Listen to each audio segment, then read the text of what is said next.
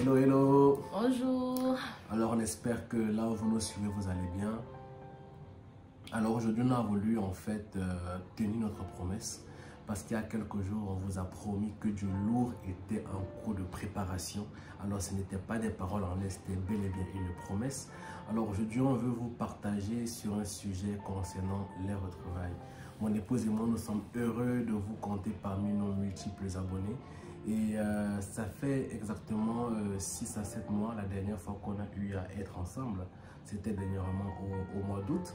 Alors aujourd'hui au mois de février, le Seigneur a fait grâce que nous puissions de nouveau se retrouver. Et on a dit on ne peut pas se séparer à nouveau sans vous produire du contenu de qualité.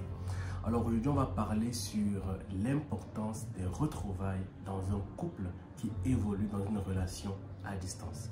Parce que comme on l'a vu précédemment, il peut arriver pour un couple qu'ils puissent être séparés par les études, à cause du travail, à cause d'un contexte particulier.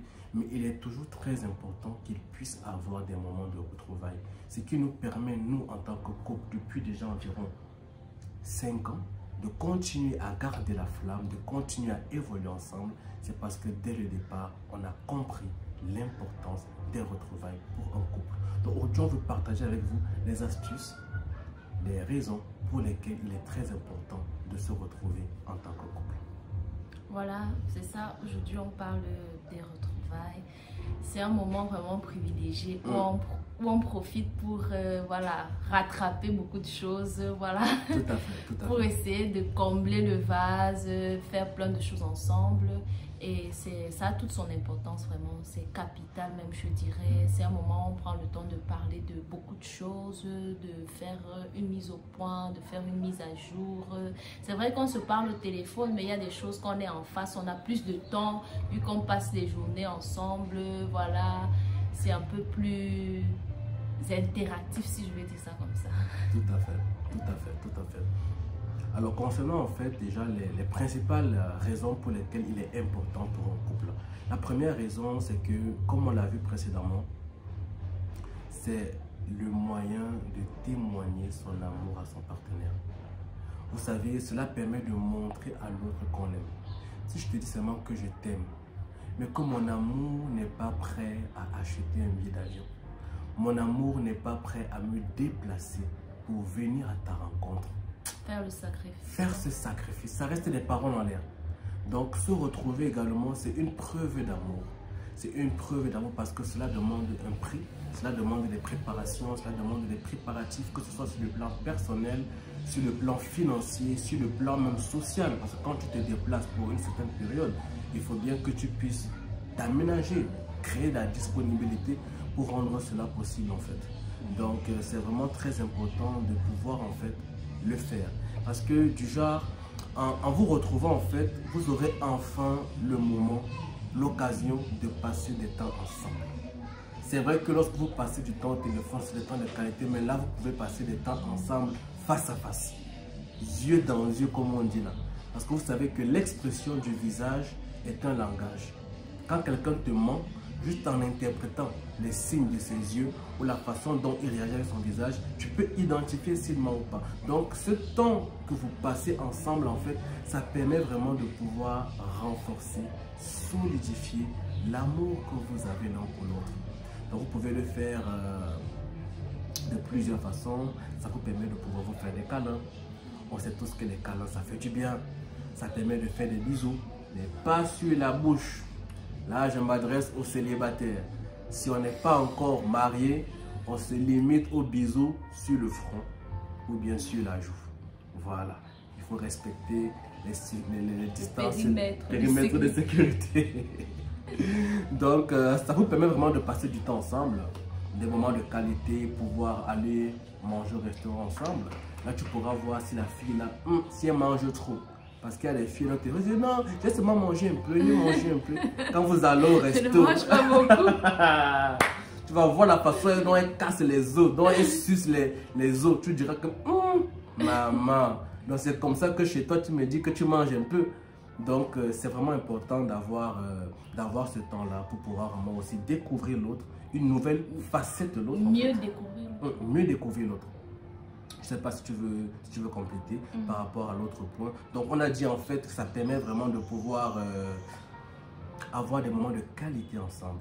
Parce que vous savez, moi j'ai remarqué une chose en fait, c'est que les moments de qualité que vous passez ensemble durant ce temps de retrouvailles, ce sont des moments qui vont être gravés dans votre esprit.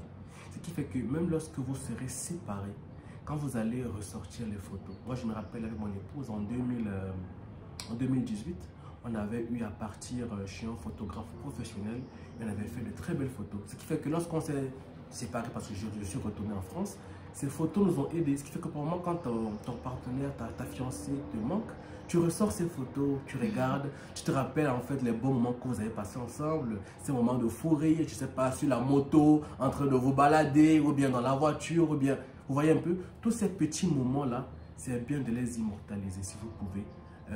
Filmez-vous, faites des petites vidéos que vous allez garder précieusement dans votre ordinateur, dans votre téléphone, et à chaque fois vous pourrez les ressortir, les revoir, vous remémorer ces moments en fait et rire tout seul. Donc c'est un peu ça, vous pourrez profiter pour faire des balades, faire des pique-niques, des sorties. Je pense que quel que soit le pays où vous êtes, il y a forcément des parcs, il y a forcément des lieux touristiques où vous pouvez aller et profiter vraiment pour vous poser calmement, passer du temps ensemble en fait. Oui, donc les retrouvailles, c'est le moment de maximiser, si on va dire ça comme ça. L'idéal, c'est d'être en congé à ce moment-là pour pouvoir consacrer assez de temps à l'autre. Parce que si quelqu'un fait le déplacement, il vient te voir, il faut que toi aussi tu puisses être disponible pour lui donner, voilà, toute ton attention, si je vais dire ça comme ça, et pour que vous puissiez vraiment en profiter, mettre ce moment en profit, parce que voilà, si on se retrouve et on est encore dans diverses activités, ça fait que on passe à côté de choses. Comme je dis, là on fait le maximum, on rattrape beaucoup de choses, voilà, on discute de beaucoup de choses, et ça permet de solidifier davantage le couple en fait, la relation. Ouais, tout à fait, tout à fait. Donc vraiment, avant de pouvoir effectuer ce genre de moment, il est important de pouvoir aussi en parler avec votre partenaire. Parce que si votre partenaire, par exemple, elle est étudiante et que, par exemple, vous venez une période où elle a des examens, ça sera très compliqué pour elle de se libérer. Si elle travaille et que voilà, elle a des contraintes à cette période-là, ça sera un peu difficile. Donc, anticiper, planifier, ça permet à l'autre aussi de pouvoir s'organiser, de, je sais pas aussi, se préparer aussi psychologiquement. Mettre des choses en place. Voilà, mettre des choses en place parce que la réussite d'un projet dépend de la préparation. Donc, moi, je pense que c'est vraiment très important. C'est vrai que moi, il m'est arrivé une fois l'année dernière.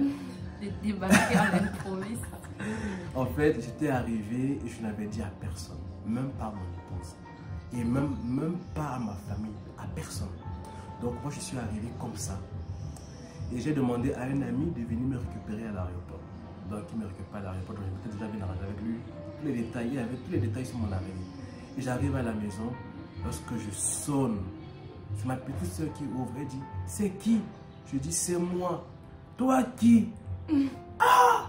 Elle s'est mise à pleurer, je vous assure. J'ai des vidéos, mais je ne peux pas les partager, mais elle s'est mise à pleurer. Et ma femme, ce jour, elle dormait déjà. Alors, on parle à réveiller. Vanessa, Vanessa, viens voir, viens voir. Lorsqu'elle m'a vu, elle a failli tomber, Vanessa. Elle commence à crier. Ah, ah. J'ai dit, oh chérie, embrasse-moi d'abord. Maman, maman, c'est qui? J'ai dit, incroyable. En fait, j'ai cru que c'était un fantôme que je voyais parce que je n'étais pas prête. En fait, elle ne pouvait pas imaginer parce que la veille, on a causé sur WhatsApp. Oui, même le jour. Même le jour même, en fait. Je me suis arrangé pour qu'elle n'ait pas le moindre indice. Le jour même, donc je n'ai pas su à quel moment, combien de temps le vol a duré, tout ça. Quand elle me voit au salon, elle était vraiment choquée, quoi. Elle était vraiment choquée. Donc, après, si vous avez besoin de conseils sur comment organiser ce genre de trucs, on peut se voir en inbox. Mais moi, je vous conseille vraiment de pouvoir avertir l'autre. Préparer quand même la chose pour que la personne... Donc, tu l'as fait, puisse, mais tu conseilles quand même d'avertir. Moi, je l'ai fait pour une raison particulière. Voilà. Après, laissez-vous conduire par le Saint-Esprit. Après tout, en tant qu'enfant de Dieu, on se laisse toujours conduire par le Saint-Esprit. Donc, comme autre raison pour laquelle il est important d'organiser des retrouvailles, c'est que ça permet de marquer une pause. Vous savez, dans la vie de couple, on est parfois dans la routine. Le travail, le dodo, les activités de l'église. Donc, c'est parfois une routine. une routine. Et vraiment, avoir ce temps-là de retrouvailles, ça vous permet également de faire une pause. Une pause même par rapport à votre routine quotidienne, mais aussi une pause même aussi qui vous fera du bien sur le plan physique. Ouais, c'est comme une bouffée d'air. Voilà, c'est une bouffée d'air fraîche. C'est une bouffée d'air fraîche. On se renouvelle un peu, si on peut dire ça. Parce qu'en gros, ça vous fait aussi un voyage, en même temps, ça vous fait des congés. Donc, ça vous permet vraiment aussi de pouvoir profiter d'une pierre deux coups pour vous reposer aussi, profiter pour changer d'air, prendre le temps de se reposer. Et on vous conseille aussi pendant vos retrouvailles, voilà, planifiez bien les activités parce que si vous ne planifiez pas bien, ça nous est déjà arrivé de se retrouver en train de faire beaucoup de choses, d'être épuisé à la fin et ne pas faire l'essentiel. Si on va dire ça comme ça, voilà, réfléchissez bien à l'avance, qu'est-ce qui est important, qu'est-ce qu'il faut faire pour vraiment profiter du moment et faire ce qu'il y a à faire quoi, en même temps. Ouais, c'est ça. Il faut vraiment bien planifier. Il faut vraiment, en fait, dans la planification, surtout définir qu'est-ce qui est le plus prioritaire. Parce qu'en 2 semaines ou en 1 semaine, on ne peut pas tout faire. On ne peut pas visiter tout le monde. On ne peut pas aller dans tous des endroits qu'on souhaite. Il faut vraiment définir, lorsqu'on va se retrouver cette fois-ci, quelle est la priorité. En termes d'ordre de priorité, qu'est-ce qui est vraiment prioritaire? Ça vous aidera vraiment à savoir les activités à faire absolument et celles que vous pouvez vous en passer. Celles qui sont secondaires. Ouais. C'est ça. Autre point aussi, moi je dirais que l'autre point, ça vous permet de pouvoir aborder des sujets sensibles. Des sujets sensibles parce que moi je pense sincèrement qu'il y a des sujets qu'il vaut mieux les aborder quand vous êtes face à face. Il y a des sujets vraiment, c'est important d'en parler face à face parce qu'au téléphone, il peut avoir une mauvaise interprétation. Au téléphone, vous pouvez ne pas suffisamment avoir, je vais dire, les mots pour expliquer ou justifier ce que vous avez à justifier. Donc c'est vraiment aussi un moment où vous pourrez aborder les points sensibles concernant votre couple. Donc si vous êtes fiancé, ça peut aussi être le moment de parler vraiment des sujets sensibles concernant votre futur, concernant votre projet en termes de nombre d'enfants, concernant aussi si vous avez des faiblesses, des choses qui vous dérangent, que vous ne réussissez pas peut-être à en parler au téléphone. Ça peut aussi être le moment, durant ces retrouvailles, de vous asseoir et de dire « Ah chérie, il y a ce truc-là qui me dérange. Vraiment, j'aimerais que tu puisses me soutenir la prière par rapport à ça. Ah, il y a ce truc-là qui me dérange, il y a cette pensée-là qui me dérange. Vraiment, prenons le temps ensemble de prier. » Donc, c'est vraiment un temps aussi où vous devez profiter pour ouvrir totalement votre cœur à l'autre et lui dire réellement tout ce qu'il y a, tout ce qui ne va pas, toutes les craintes que vous avez. Essayez vraiment d'en parler librement. Moi, j'aime dire que dans le couple, l'une des clés qui permet à un couple de réussir, c'est la transparence. Tu ne peux pas être en couple avec quelqu'un et tu as une double vie. Il y a des choses que tu caches, des choses que tu ne veux pas dire parce que tu as peur de sa réaction. Ça devient hypocrite. Donc, sois naturel. Dis à ton partenaire ce qui ne va pas. Dis à ta partenaire ce qui ne va pas. Et si vraiment elle t'aime, si vraiment elle est mature ou il est mature, il ou elle te comprendra et te soutiendra dans cette épreuve. Parce que c'est toi en fait, il ne faut pas essayer d'être quelqu'un d'autre. C'est surtout ça aussi le piège des relations à distance, c'est que parfois on peut facilement se faire passer pour quelqu'un qu'on n'est pas réellement. C'est pourquoi il faut vraiment faire preuve de sincérité, être le maximum sincère possible, dire les choses telles qu'on les pense et telles qu'on les voit. Parce que oui, quand quand je suis constamment avec quelqu'un, il y a des détails que je vais remarquer facilement. Mais quand on est à distance, il faut vraiment que la personne soit assez ouverte sur certaines choses pour qu'on puisse mieux la connaître. Pour qu'on puisse s'en apercevoir en fait. Donc c'est vraiment ça, ça permet d'aborder ces points. Et l'autre point que moi j'ai constaté aussi, c'est que surtout pour des fiancés, les retrouvailles permettent de pouvoir, j'ai envie de dire, accélérer le processus de mariage. Oui, parce que lorsqu'on est fiancé, je pars sur la base que si on est fiancé et qu'on a vraiment la crainte de Dieu, on a compris qu'avant le mariage, il n'y a rien. Il n'y a pas de sexe, il n'y a rien du tout. Et quand même, lorsqu'on se marie, c'est pour pouvoir profiter de ça. Vous voyez un peu? Donc, le fait de vous retrouver aussi, je pense que ça va vous donner plus envie de vraiment ne plus avoir des limites. Parce que quand on est fiancé, tu vois, même pour vous retrouver, vous devez essayer de mettre en place des stratégies pour ne pas tomber, mettre en place tout un système de sécurité pour se protéger. Et là, ça vous donne vraiment envie de pouvoir, en fait, profiter pleinement l'un de l'autre. Parce que lorsqu'on est fiancé, on profite de l'autre, mais on ne profite pas pleinement de l'autre. Donc, moi, je pense que les retrouvailles aussi, ça permet de pouvoir faire grandir ce désir-là d'aller jusqu'au mariage. Mais si vous faites 2 ans, vous ne vous voyez pas. C'est comme si même l'envie de vous engager et de passer à l'acte, ça sera lointain. Mais quand vous vous voyez, ça va vraiment commencer à aussi chauffer. Il y a vraiment des envies qui vont aussi commencer à se faire ressentir. Ce n'est pas que vous allez vous marier sous la pression, mais tout cela va vous aider aussi à ne pas avoir des fiançailles à rallonge, mais à écourter vos fiançailles afin de pouvoir profiter de votre mariage. Parce que le but, ce n'est pas de rester fiancé, mais le but, c'est d'aboutir au mariage et un mariage épanoui, un mariage heureux en Jésus-Christ.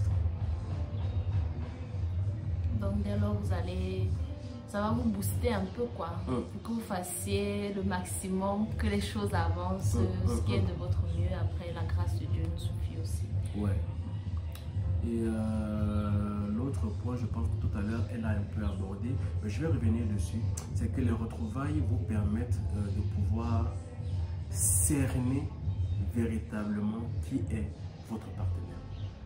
Vous savez, moi, quand je discute parfois avec des personnes autour de moi et que je leur parle un peu des relations à distance, beaucoup de personnes soulignent le fait que dans les relations à distance, la personne en face peut être fausse.